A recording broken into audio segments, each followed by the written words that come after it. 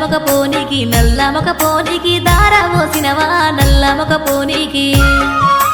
నల్ల వంకాయ కూర తినలేదే బిడ్డ నల్ల మగ పోడాని తెలువపాయేనే నల్ల మగ పోడాని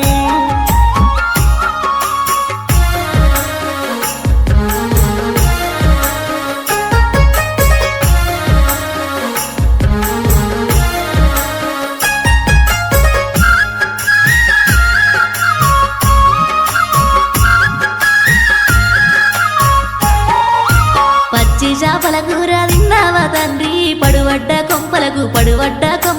దార పోసినవా పడువడ్డ కొంపలకు